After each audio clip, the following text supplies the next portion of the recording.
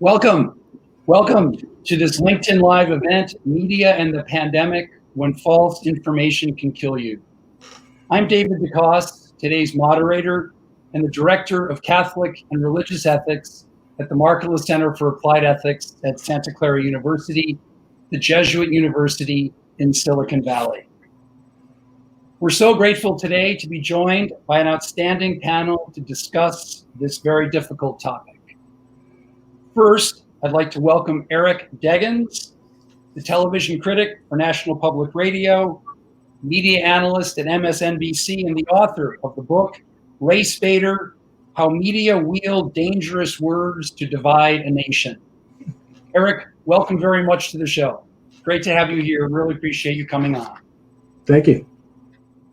Our next panelist is Kate Starbird, Associate Professor in the Department of Human-Centered Design and Engineering and a Principal Investigator at the Center for an Informed Public, all at the University of Washington in Seattle. And Professor Starbird came to Santa Clara a couple of years ago, and we know from experience, if you want to understand how things go viral on social media, she will unpack those mysteries for you in a very deft and expert way.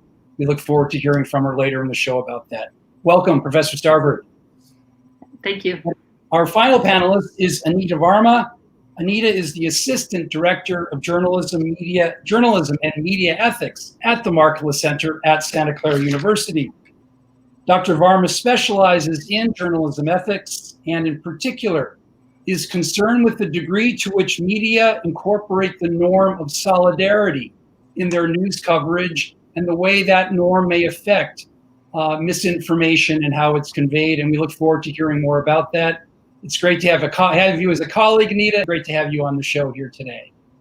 Thank you. So I know our audience is checking in, and we invite you to please post your questions for the panel. We will look to get to as many of them as we can as the show unfolds here. We'll first start with a kind of conversation and questions to the panelists. And also just a little background here, a fascinating recent essay in the New York Times by the Turkish novelist Orhan Pamuk discussed kind of historical books about plagues and epidemics, as well as novels about them. Pamuk himself is writing a novel about a plague right now. And he noted that going back into history, it's very clear there is always misinformation in the context of a plague or a pandemic. Political leaders are always trying to depress the numbers of those infected. People are always kind of thriving with fear, and hence rumors are generated as people from one to the next anxiously try to avoid infection. So the situation we're dealing with regarding the pandemic, media, and misinformation, in a sense, is old, but it's obviously also bracingly new, especially with the advent of media and social media and the instantaneous global way that misinformation can be transmitted today. So I'd like to start in here, kind of in succession, go to each panelist. And I'd like to start with Eric. And really the question of misinformation.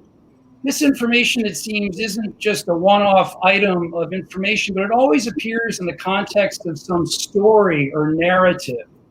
And I'm wondering, from your looking at coverage of the pandemic and the media and misinformation, what do you think are the prevailing or problematic narratives the media is using now to cover the pandemic? And what should they be in order for us to engage the problem of misinformation? Well, I think when it comes particularly to the question of misinformation, the idea of the narratives that the media is employing are not necessarily the biggest problem. I feel like the narratives are pretty obvious. How far is this thing spreading? What do people have to do to be safe? What actions are the federal government and local governments, state governments taking to safeguard people? What's happening to the economy? You're just trying to tell people what's happening. And you're trying to get a sense on what may happen. And you're trying to get a sense on whether the actions that people are taking will actually solve the problem. So I feel the narratives are pretty simple. The problem that we have is that we have a White House and a president that has decided that they're going to impose their own reality on what's happening, and that the president in particular seems reluctant to face the cold, hard facts of a situation when they're not to his liking. And he also seems to have established a precedent of freezing people out of his inner circle if they challenge him too often with facts that he doesn't want to hear. And in the middle of an emergency like a pandemic, that is a recipe for disaster. And as somebody, I'm based in Florida, so I've watched the media cover a lot of natural disasters, hurricanes in particular. And what tends to happen for the traditional media is that you have to rely on government as a source of information, as a clearinghouse for information, so that you can tell people what they need to do to safeguard themselves. And there's generally a sense that the government is going to try and give you information that's as accurate as possible, because they know people are making life and death decisions based on the information that they're giving out and the information that the media is disseminating. But we're in a situation now where the president has repeatedly held nationally televised, internationally televised press conferences filled with incorrect information and misinformation and disinformation, information that's wrong by accident and information that seems to be wrong on purpose. And so it has made it tough for the news media to do what it normally does in an emergency, which is say, hey, government, give us information so we can pass it on to the people so they can safeguard themselves. And I think it's placed the media in a position where they have to fact check every single thing they're told by government.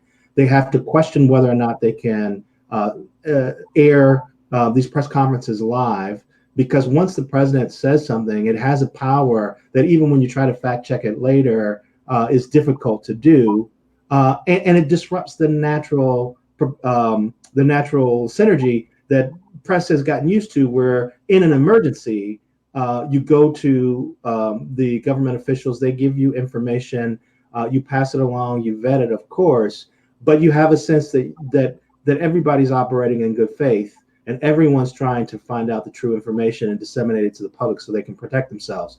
This pandemic and the White House and our president has established a very different dynamic and imposed this very political perspective on every bit of information that goes out. And it has been very difficult, I think, for traditional journalistic news media to figure out the new rules of engagement and figure out how to disseminate information in a way that's useful for people.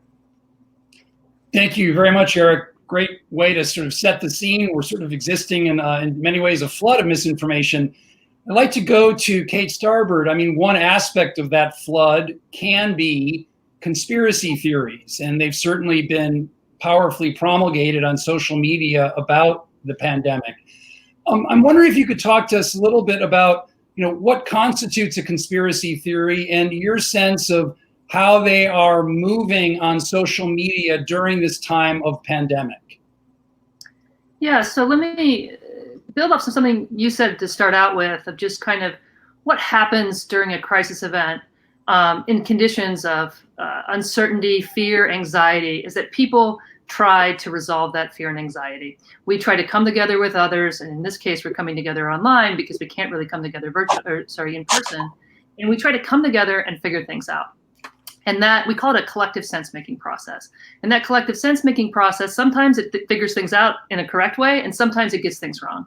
And so this collective sense-making process creates rumors, it creates misinformation.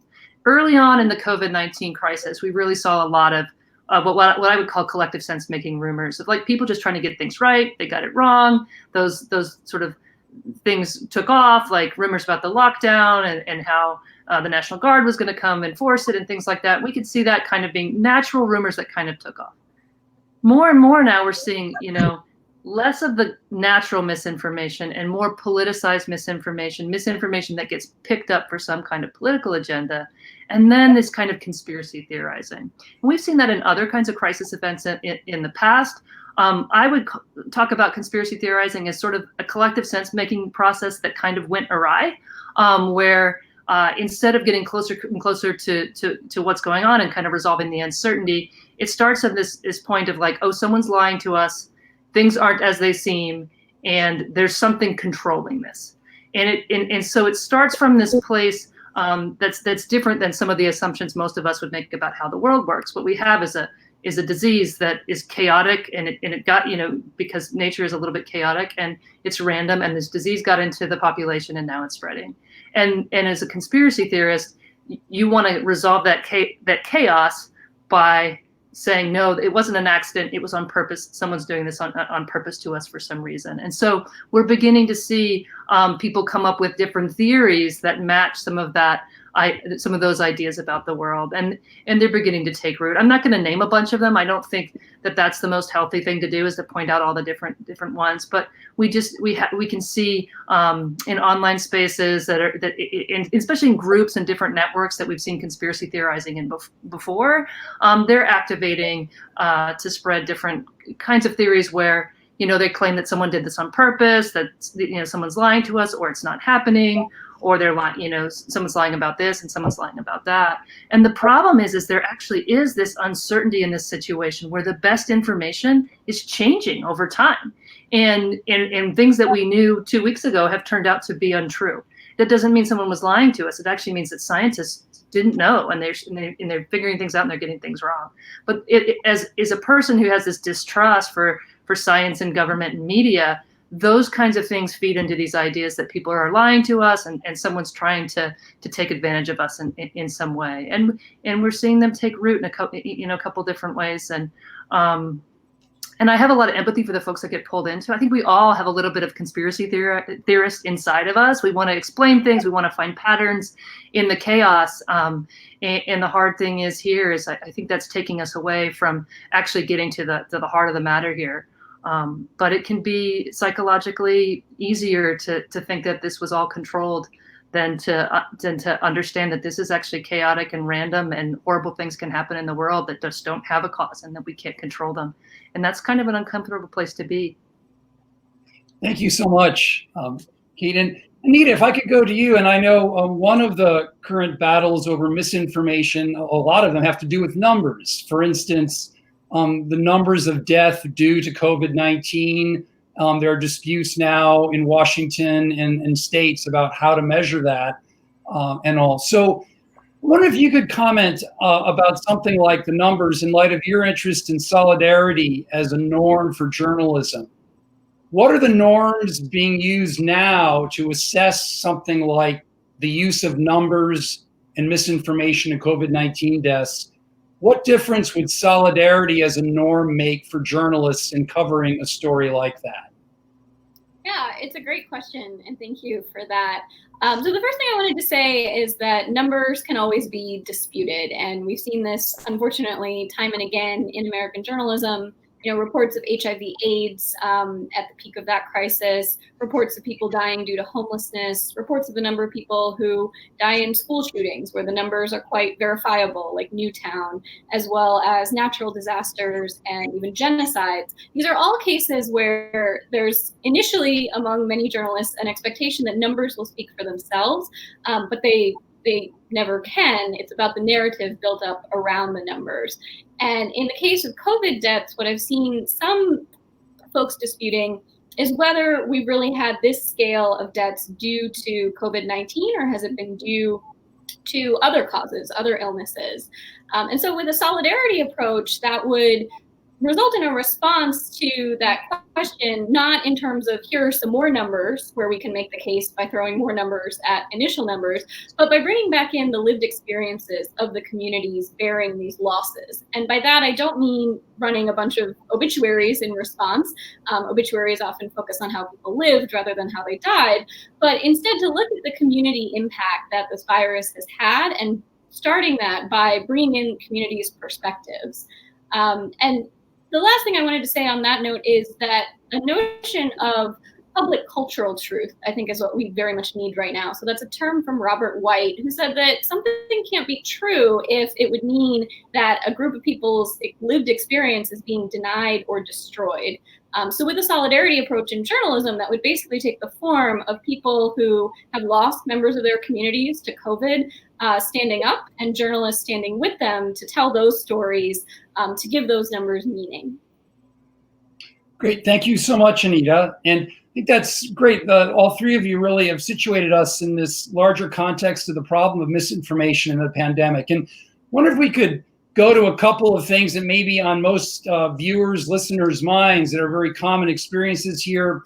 I'm thinking in particular of sort of either or the hydroxychloroquine dispute between the president, the FDA, other scientists, and or the question of the president's news briefings and how the media handles them, the news briefings being a place where much misinformation has been disseminated of late. So I'd like to ask each of you if you could jump in and comment and kind of not so much on the president, but really on the media and social media and how they've handled these particular instances or problems of misinformation. Maybe Eric, if I could start with you, and we'll take it from there. Sure. Well, as I said before, these press conferences have been a font of misinformation and disinformation. And as they were progressing, and as President Trump, who was the person who seemed to know the least about the situation, was taking up more time speaking, there began to emerge this question of whether they were really achieving their stated purpose, which was to allow the coronavirus task force to disseminate information to the public. It seemed like they were being used more to glorify Donald Trump and his political objectives. And so the news media was faced with a choice. How do you handle a situation where the biggest public official in the country is holding a press conference live to talk about ostensibly disseminating information about this pandemic, but it's increasingly becoming something else? It's becoming a font of misinformation, and it seems to have a political purpose to it that's at odds with the journalism purpose of disseminating accurate information. And if you stop carrying these situations live, will the president and his allies attribute a political motive to what you're doing? When there was a lot of pressure on news outlets to stop carrying these events live because they had so much information in them that was wrong that had to be fact checked. And again, they seemed to take on a political purpose that was beyond the public information aspect of it. So I think part of the problem that the news media is struggling with, and I want to encourage us to not talk about the media as this monolith, right? The way cable TV covers something is different than the way local TV covers something, which is different than the way radio journalists like the BBC and NPR cover it, which is different than the way print outlets like the New York Times or the Washington Post would cover it. So when you talk about hydrochloroquine, you talk about that issue, print outlets are going to delve into the science of it and try to give you some detailed knowledge of where everything stands. Cable TV and television are going to have a much more emotional and less detailed approach to it just because of the nature of the medium. And I think over time, your belief in whether or not this was an acceptable form of treatment took on a political tone. And people began to use it as a way to broadcast their political identity. I believe in this drug because I'm a good conservative or I support Donald Trump, as opposed to this makes sense because it has some medical efficacy. And I think that's the problem that we're having now, is that so much of the data, when we talk about death rates, we're struggling over death rates because for politicians, they can be a report card. If the death rates go down, you're doing a good job. But for people who are concerned about the danger of the pandemic, death rates can tell you whether or not we're being effective in isolating people who have the virus, and are we being effective in figuring out who's most at risk and how many people are dying because of this virus. How many people are dead now who might be alive if this virus didn't exist? And so when you have a political agenda or motive get into trying to deal with a health emergency, every choice that a news outlet makes begins to take on these political overtones in ways that I'm sure most journalists don't appreciate. And that's been the biggest, I think, challenge in the middle of all of this. Thank you, Eric. Kate, Anita? Oh my gosh, where do you even start? There's a lot going on here at once, I think. Both of these cases are kind of intertwined. I think one of the things, I get asked these questions a lot about the press conferences and things, and I kind of step back to my training as a crisis informatics researcher and kind of looking at crisis communications 101 of like what, and these are books, like you can download them online, the sort of recommendations for how to communicate during a crisis event. And they're, rely on the experts, get the experts front stage, have the politicians say as little as possible because that's going to polarize people and have them cheering for something or against something based on political leanings of the politician. And so you try to get them out of the way, to be really consistent. So not to have two different points of view put on the same stage for the organization to kind of coalesce around one message. And to have that message be the most accurate information at that time. And at the same time, if there is any uncertainty, to honestly communicate that uncertainty.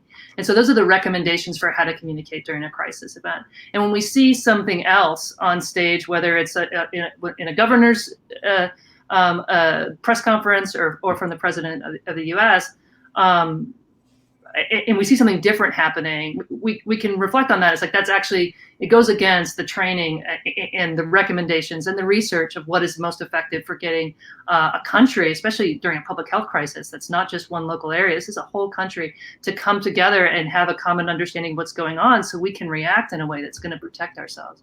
And so in terms of how journalists cover it, I'm not a journalist. I don't know exactly what to do. I just would recommend, for those that are doing those press conferences, to go reread that book and understand, like, that's the way this is supposed to be done. And when we're not doing it that way, we should be critical that this is going against, how communicators have learned is the best way to communicate during these events.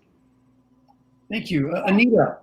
Just to jump in, I wanted to add that I think that definitely taking Eric's point that there's an expected way that people who attend press conferences expect the press conference to unfold, particularly when it involves the White House. And some folks have covered the White House for many administrations. But in any of those cases, going back to Reagan, Clinton, Bush, Obama, I missed a Bush in there, but you get the idea. It's never a safe assumption that everything the president or people associated with the president say is inherently newsworthy. And I think that now more than ever, there's a need to assess the content of claims and not only the title of the person making the claim.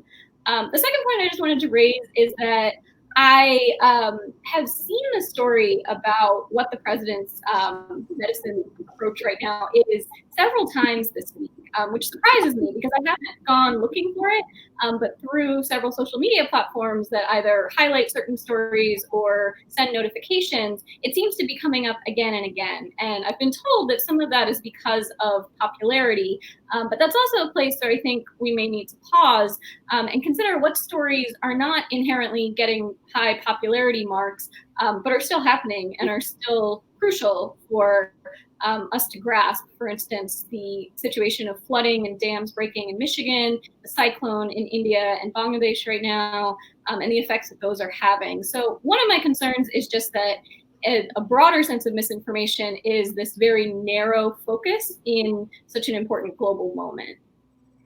If I could also step in quickly, I think one of the problems with misinformation in the middle of this situation, as far as news media and journalists are concerned, is that news media always want public health officials and scientists to give rapid answers and simple answers to issues that don't have rapid and simple answers. So the idea of when a vaccine will be ready. How long did it take science to develop a vaccine for polio? How long did it take to develop vaccines for some diseases that killed a lot of people, smallpox? So, we're hopeful. I mean, people keep saying a year to a year and a half. We're hopeful that that's going to happen. But in fact, it could take 5 years. It could take a decade. We have no idea what's going to happen with the science. Whether or not this drug that the president wants to believe in can actually help people who need treatment for COVID or help keep people from getting it. The real answer is that the amount of testing and study that you need to find out whether or not it would be a good treatment takes years. And no one wants to hear that now. Journalists are impatient with that as well. And so we have a hard time, I think, communicating to a public that wants answers right now, that is used to media that gives it answers right now, to tell people this pandemic is upending your life. It is destroying the American economy. It has turned the world upside down, and we can't give you answers for a year or a year and a half or 2 years. That's a very difficult thing to do. And I think that's another huge challenge that faces the news media. How do we put this stuff in perspective when there are so many people in this media equation, from the government officials who are trying to answer this issue to the general public who want us to give them easy answers?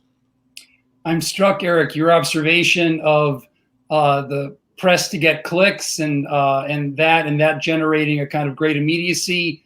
Kate's articulation of the nature of a crisis and what happens, and the objective reality that we are in a crisis and people are reasonably really afraid of what could happen. And yet the need for what I know Anita has called slow journalism, for sort of slowing it down and explaining more. And I wonder if you might comment on just slow journalism, what it is as an idea to introduce into our conversation. Yeah, I would be happy to. So slow journalism, my understanding of it actually comes from a scholar I greatly respect, Mike Anani. He's at USC, and he wrote a great piece about questioning how fast do members of the public and multiple publics need news to be. And in it, he draws on something called the slow journalism movement, which many folks have been part of and studied in the past, I'd say, X years.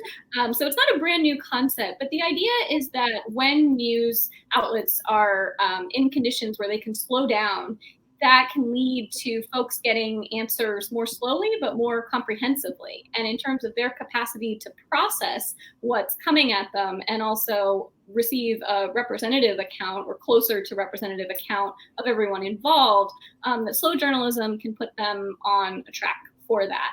That's often at the exact opposite cross purposes of what we see in a digital media environment that we've now kind of taken for granted is emphatic on hyper speed.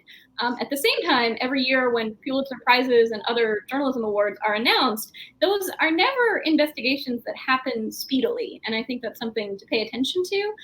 The journalism we remember from this time will likely not be the story that was hastily put together about some claims that were made on a given day or hour, but it'll likely be those that can drill closer to the significance and cases where journalists have taken the time to do that and also been supported by their organization to take that time.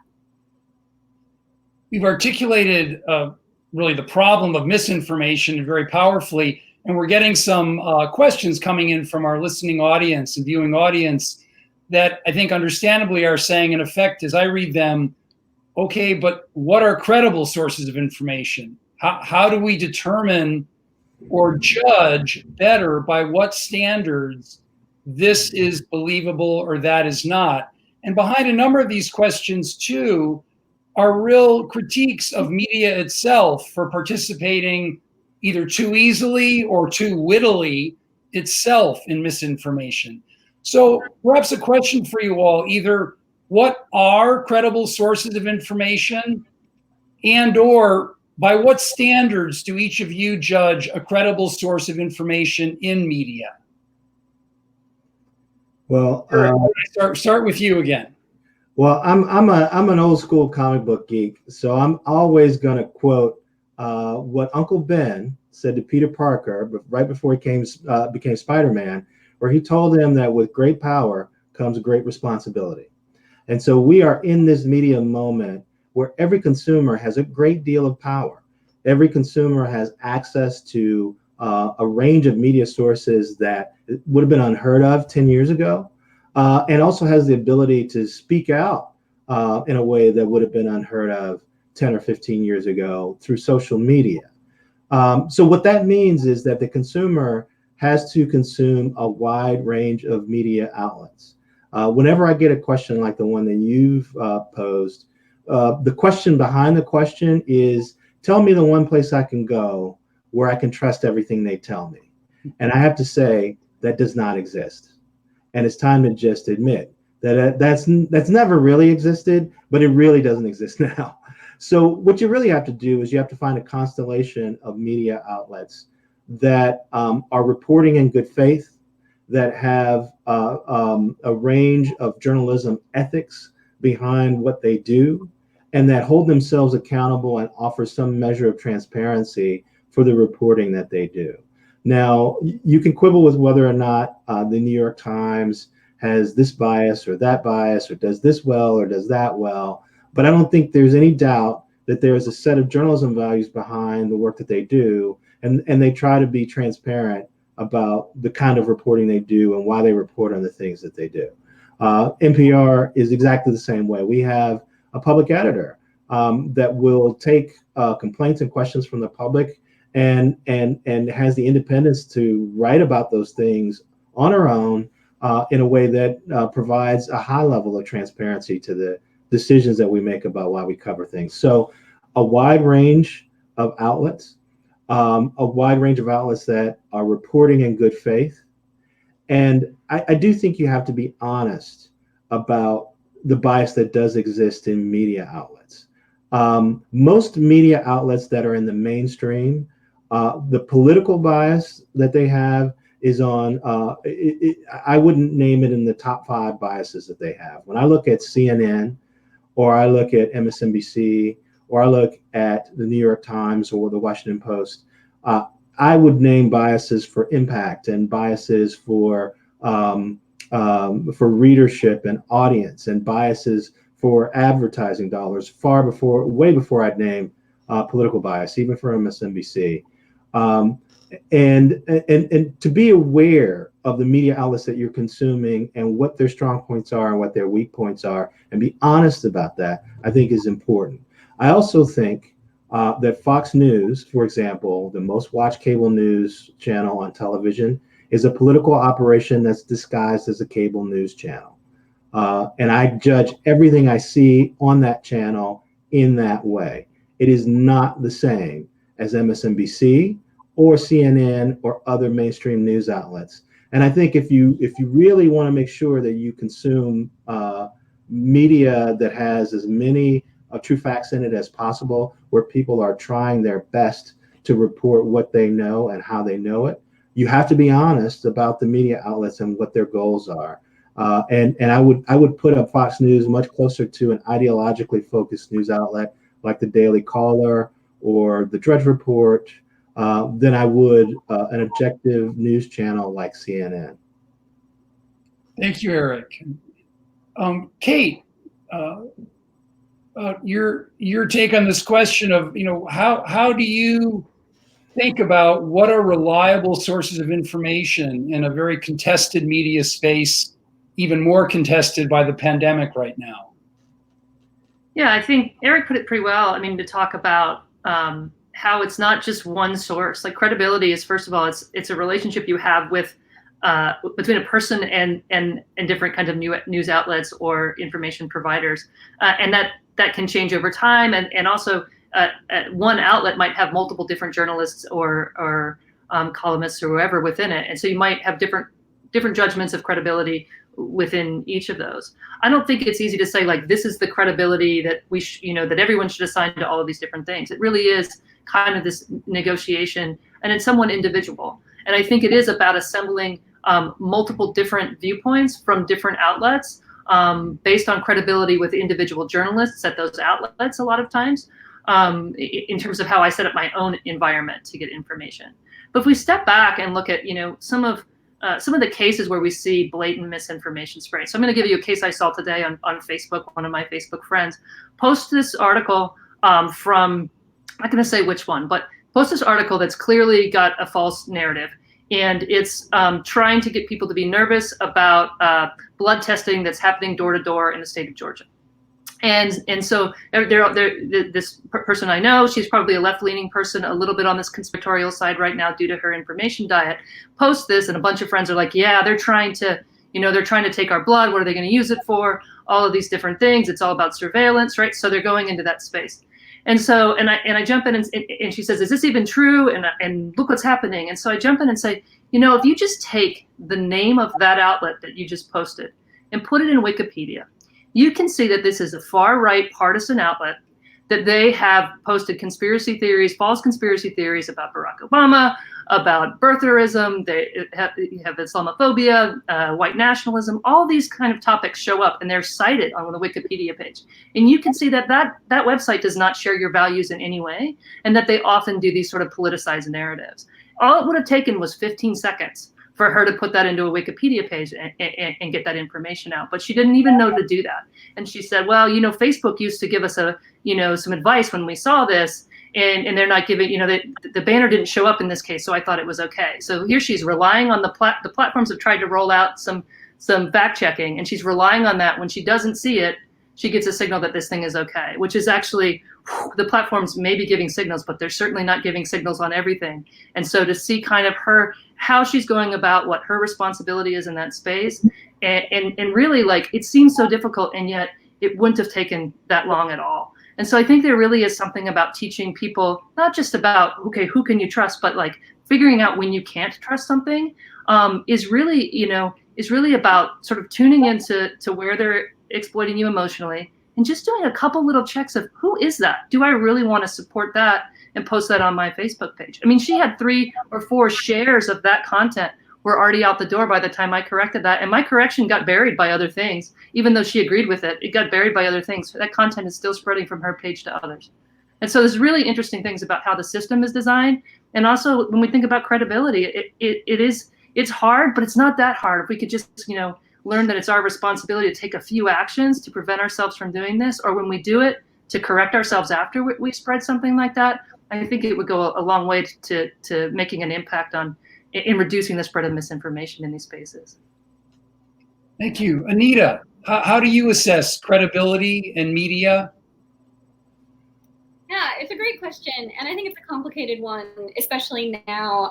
So to Kate's point, I think there are definitely times where at the news outlet level, it can be immediately apparent that this outlet or this site might have the look and feel of a news article, but there's immediately more going on there that their site itself will directly reveal. I think some of the hardest cases, though, are where misinformation or false narratives may not have those signals, right? So sometimes the outlet doesn't have a lot about them, or it's appearing in an outlet that you previously trusted, that people in your community have trusted. And I think that's where things can get quite dicey, because a lot of the literature that I've seen of late, starting in 2016, but that's 4 years ago now, is that people are likely to believe things that affirm their own worldview. And the source of it might be a secondary consideration for them, as long as it's aligned with how they think the world works, which can be really tough, both in terms of insularity and in terms of showing folks that there are other ways that could be still credible ways of seeing things. And so the main litmus test that I use, in addition to looking at the outlet whenever possible, is to consider who's writing the story. So to try to look into who's the author, which is sometimes a little bit different, especially in a freelance environment, from having direct affiliation with a news organization. But also who is being used as a source in the story. In disability rights activism, there's a phrase that I hold on to called "nothing about us without us." And the argument there is that there shouldn't be stories written about communities that in no way represent or consult those communities. And so stories like those, I think, immediately turn on some alarm bells, because it may be with no malicious intent, but it means that there's an entire story being written about a community such that the sources are talking about them, but those sources are not part of that community, which means there's a degree of separation there that starts to make me suspicious of how authentic those narratives are. Whereas if you have folks talking about a community and also members of the community in the same story, right, being brought together, then I think there's more grounds for credence there. Again, I know much of our conversation talking about media, and we distinguished a little bit between mainstream and social. And we have another question here kind of pushing that distinction a little bit as it bears on issues of credibility and misinformation and disinformation. And I'm wondering if we could sort of start now and look ahead to the next, what likely will be a turbulent number of months leading up to the election, and with a lot of misinformation and disinformation probably flying about our media space, how ready is social media to respond to the next months, and how well has social media performed in terms of misinformation and the pandemic? Kate, I wonder if we could start with you on that. I know you've Can I clarify a little bit? Please, yes. Yeah, do you mean social media, the platforms, the companies that run those platforms, or you mean social media as the sort of organic social technical system that is a social media platform, and then they're all connected together as well? What do you mean by social media in that case? Yes, referring more to the companies that run the platforms. The companies that run them. The announcement, for instance, the other day of the members of the Facebook Oversight Board, and what that suggests about Facebook's efforts and then analogous efforts at other social media companies. Yeah, so I'm not going to talk directly about the board. I think that's interesting. I haven't done enough research myself to fully develop my ideas there. But to talk about some of their policies in the COVID-19 space and compare them maybe to some of their policies previously around mis and disinformation. Certainly, we've seen the platforms take action with false content based on content and signals like that, rather than trying to base it on something else. We've seen them take more actions and more sort of top-down actions and stronger actions in the context of COVID-19 than we've seen in other kinds of conversations, especially political conversations. I think they sort of are getting the signal from us, their users, that we're more accepting of them taking misinformation down that they associate with potential health harms than they are taking misinformation down that they may associate, or we may associate, with potential political harms. And so they've been able to take more actions. We can kind of look at that as sort of a emergency power situation where we might be willing to allow that. We being the collective usership of these platforms might be more willing and not as loud and angry about that when they do it. But certainly, as we see COVID-19 hitting up with election 2020, more and more of the misinformation that we see around COVID-19 is going to have, and already does, have a political bent to it. And so it's not just going to be about health misinformation, it's about politicized health misinformation that's being spread for particular political reasons. We can already see camps developing around that are based on political identification around certain issues, whether it's hydroxychloroquine or something else.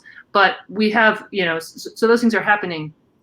And I think the platforms are going to it's going to keep getting harder and harder for them to apply some of these rules that they were able to adapt for COVID-19 early on are going to be harder and harder as they get more political. They're going to get back into those situations where they may feel, one, that they could be harming political speech in a way that doesn't align with their values, or two, that they might get pushback, politicized pushback.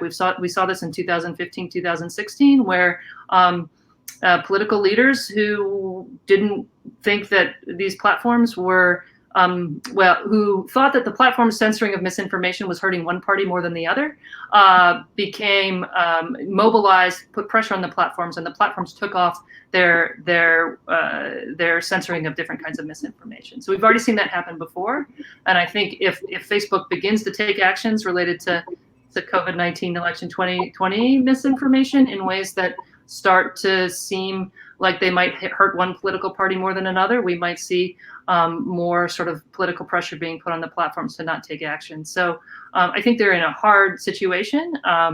My recommendation for them would be to, figure out what their values are, own those, dig down a foundation on them, and not let the political wind sway them back and forth. But that's easier said than done, and I understand that. Thank you. Eric, how have social media companies done in covering the pandemic and dealing with it? And are they ready for the next months? What do you think? I think the companies have done a terrible job. And I think they're going to continue to struggle to deal with misinformation.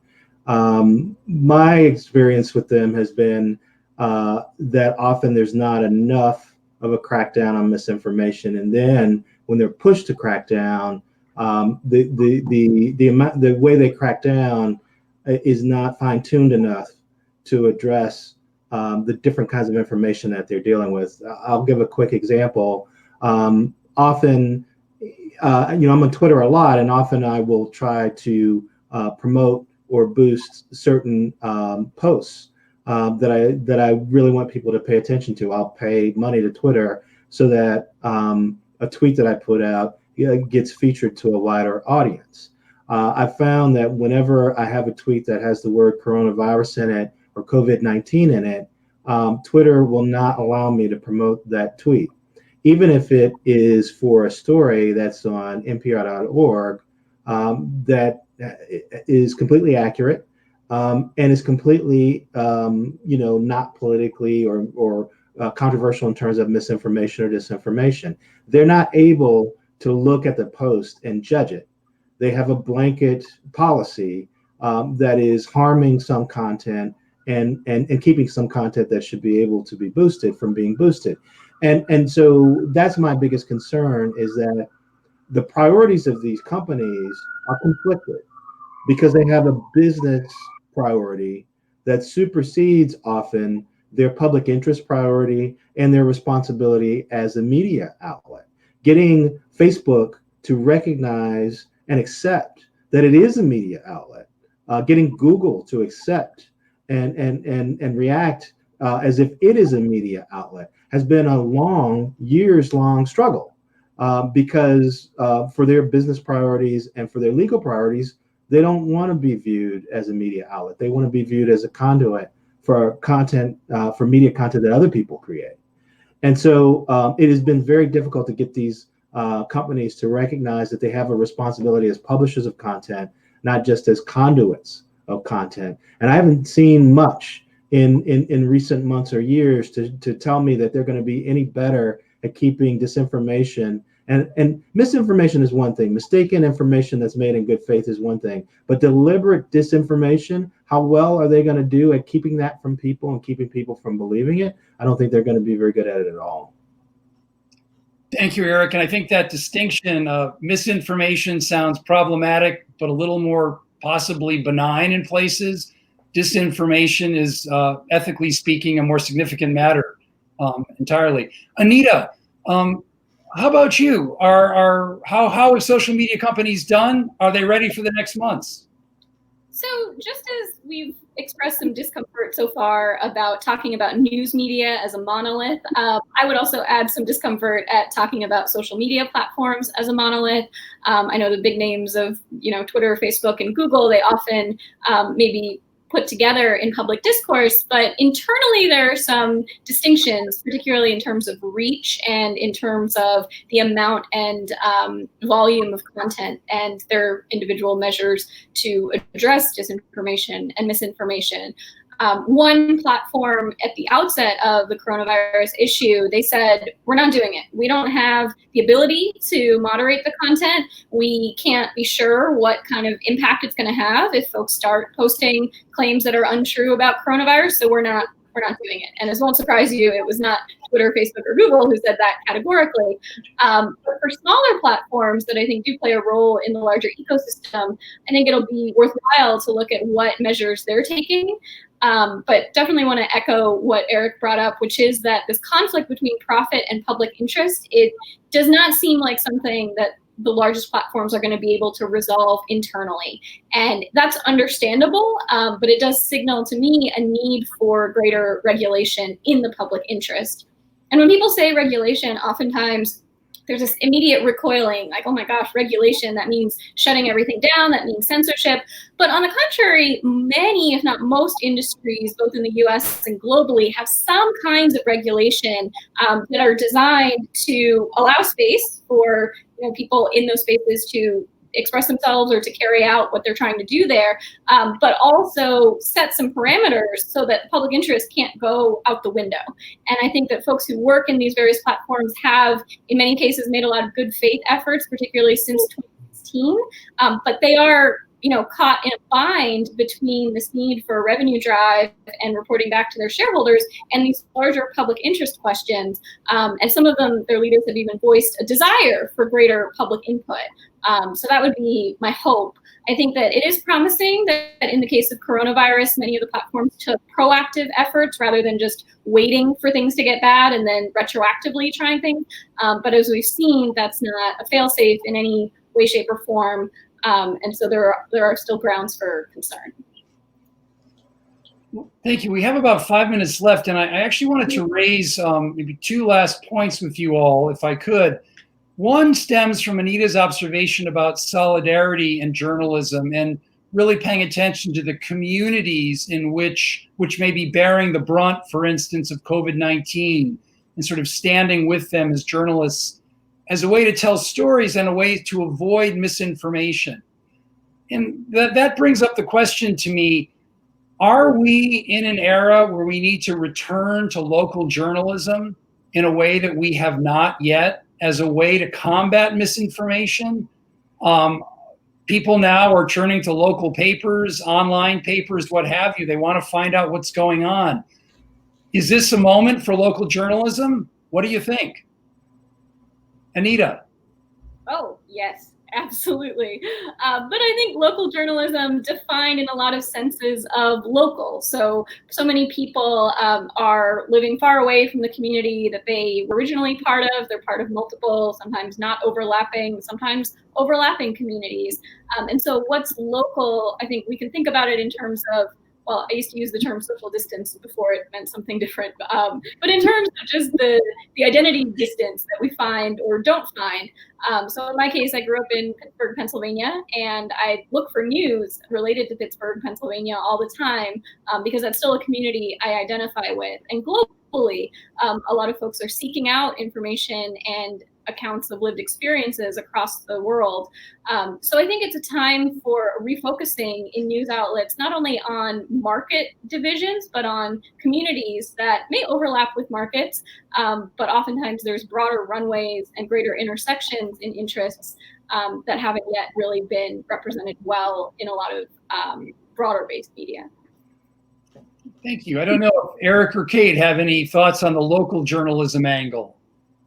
I mean, I would definitely just affirm that local journalism. I mean, in a crisis event of any kind, there's usually a locally affected area. Here we have like a global crisis, and yet each area, actually, the contours of the impact is different. And I can personally say that when the event started here in Seattle, my parents are in an elder living facility, not far from my home, not more than 10 miles away from the one that was suffering a high number of fatalities early on. And local journalism was where I went.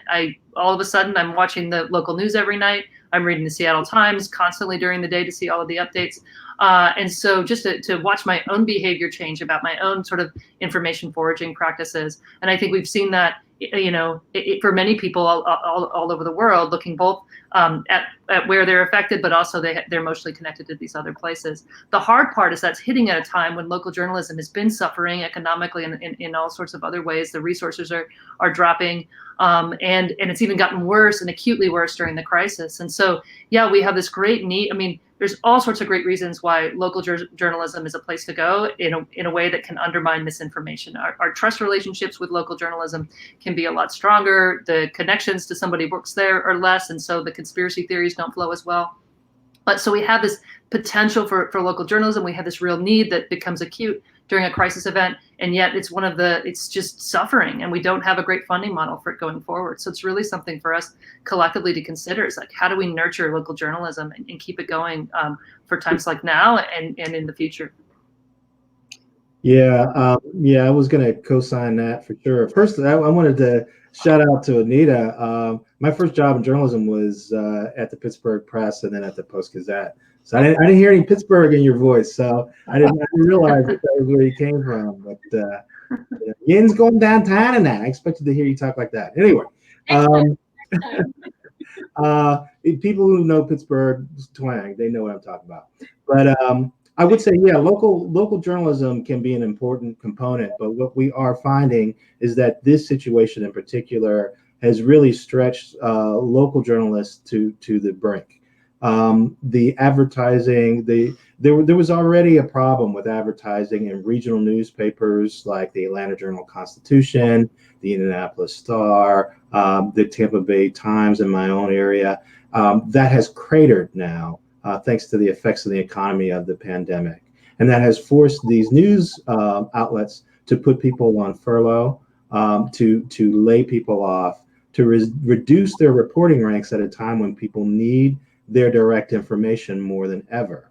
What we're also seeing here in Florida, for example, is that we have some state officials who have singled out some journalists and kicked them out of press conferences, who it's alleged have fired some people for not being willing to massage the information on who has COVID and who's died from it.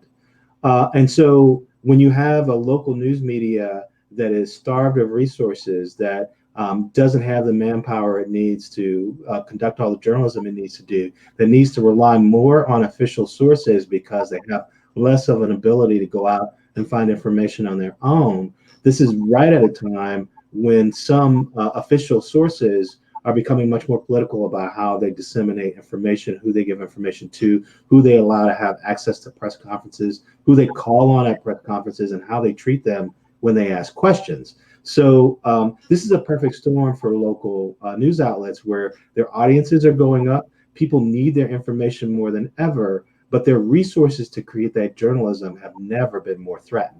So if you have the ability to subscribe to a local newspaper, to give to your local public television or public broadcast news outlet in your area, if you have the ability to buy an ad, please do so, because the very localized information on how your local nursing home is doing, or whether there's testing around the corner from your home, that's going to be in local media, and it really is in crisis right now.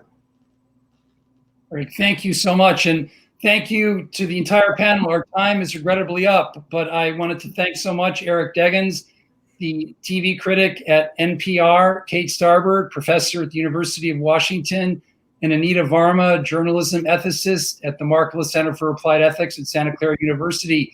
Thank you all so much for your time and your wonderful insights on this really wrenching question. We will sign off for today. I'm David DeCosse, the Director of Catholic and Religious Ethics at the Markkula Center for Applied Ethics at Santa Clara University, the Jesuit University in Silicon Valley.